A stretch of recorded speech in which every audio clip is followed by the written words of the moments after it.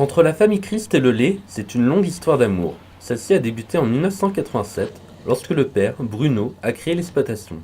Son fils Florian l'a rejoint il y a 3 ans, et son deuxième fils fera de même dans plusieurs mois. Une exploitation familiale qui possède un troupeau de 60 vaches, Primolstein. Un nombre assez important qui a nécessité un passage à l'automatisation de la traite. Depuis 2008, on a un robot de traite. Donc un robot de traite, en fait, c'est pas un robot qui traite, hein. C'est juste un box où la vache rentre dedans pour se faire traire quand elle veut. Donc en fait, dès qu'elle commence à avoir de la pression au niveau du pied, elle rentre dedans et puis après ça ressemble. Enfin, il y a un laser qui accroche les trayons au niveau de la vache, du pied de la vache, quoi. Une fois récupéré, le lait est entreposé jusqu'à la venue du transformateur.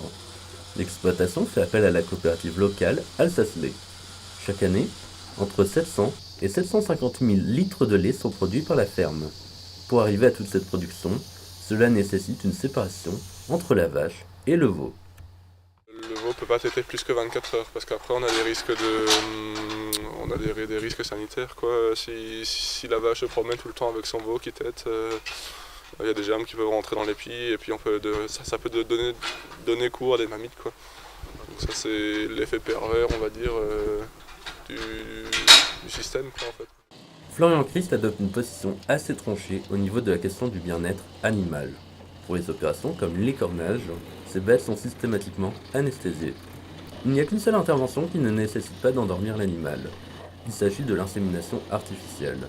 Celle-ci est nécessaire car pour produire du lait, la vache doit être en période de lactation. Autrefois on avait recours à un taureau. Aujourd'hui, c'est plus le cas pour plusieurs raisons. Déjà pour le bien-être animal, parce que les taureaux sont souvent très violents avec les animaux et on a souvent de la casse au niveau des animaux. Et ensuite, derrière, on cherche à sélectionner les animaux pour leur rusticité, pour leur qualité laitière, etc. Du coup, aujourd'hui, c'est par insémination artificielle, on appelle ça. Donc en fait, c'est des paillettes qui sont introduites à l'intérieur des animaux. Le prix du litre de lait est fluctuant. Il dépend de nombreux facteurs, comme le climat ou la demande. Ce prix évolue chaque mois et les tendances actuelles sont plutôt négatives. J'espère qu'on est au creux de la vague. Donc là, sur 2016, je pense qu'on a un prix moyen à peu près à 33-34 centimes. Et globalement, en hiver, on a toujours un prix plus faible qu'en été. De par spécificité de notre laiterie, c'est-à-dire que notre laiterie fait des produits frais, du coup, qui sont plus consommés en été. Et du coup, on a un meilleur prix souvent en été qu'en hiver. Mais c'est vrai que là, on est au plus bas, là.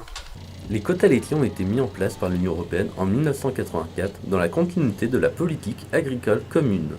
Ces derniers permettaient de réguler le marché laitier avant leur suppression en avril 2015. Beaucoup d'agriculteurs ont mal vécu ce changement, mais ce n'est pas vraiment le cas de Florian Christ.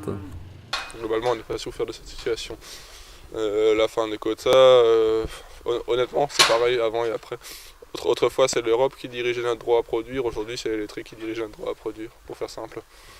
Et derrière, il faut juste arriver à garder la pression avec la laiterie, quoi. C'est-à-dire que c'est nous qui devons se mettre dans notre laiterie et c'est pas la laiterie qui doit nous dicter quoi faire. Et c'est plus ça le problème. C'est-à-dire que les grands groupes, en gros, ils font ce qu'ils veulent avec les agriculteurs. Mais pour être franc, ils faisaient déjà ce qu'ils voulaient avant avec les agriculteurs. Dans un contexte de crise laitière, la situation de Florian Christ est meilleure que celle d'autres producteurs laitiers, et il souhaite continuer sur cette dynamique, tout en assurant le bien-être de ses vaches.